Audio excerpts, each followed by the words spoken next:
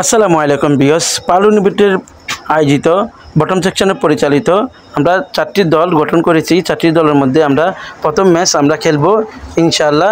আমরা সব কিছু নিয়মকানুন মেনে এখন আমরা মাঠে প্রবেশ করতেছি। পশ্চিম মুজিনাবাদপাড়া খেজুরতলা এই মাঠটি রয়েছে। আমরা প্রথম আমাদের সেকশন চিফ বড় ভাই নাসির ভাই প্রথম মাঠে প্রবেশ করতেছেন, রাশেদ প্রবেশ করতেছেন, শুভ মাসুম প্রবেশ করতেছেন এবং আনোয়ার ভাই প্রবেশ করতেছেন,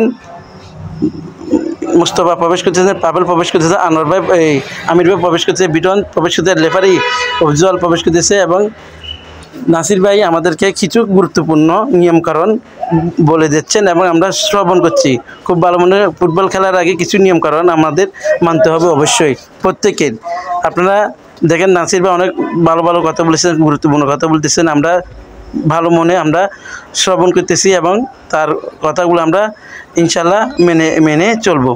এবং দেখেন আমরা যেহেতু বটম সেকশন থেকে আমরা খেলতেছি 4টা দল লাইন বাই লাইন, সেজন্য আমাদেরকে সব কিছু নিয়মকানুন মেনে আমাদের কাজটা করতে হবে এবং হাততালি দিয়ে নাসির ভাইকে অভিনন্দন জানালো। এখন খেলা শুরু হয়ে গেছে।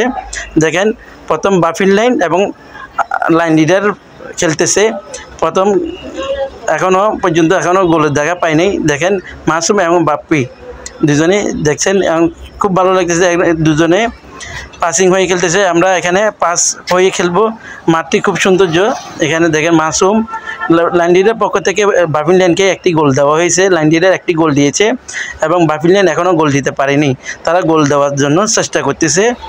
খেলা কিন্তু খুব সুন্দর এবং পাস হয়ে খেলতেছে। খেলার আমরা বসে উপভোগ করতেছি, ভালো লাগতেছে। এখানে দেখেন অনেক হাজারো দর্শক আছে এই মাঠে চারপাশে।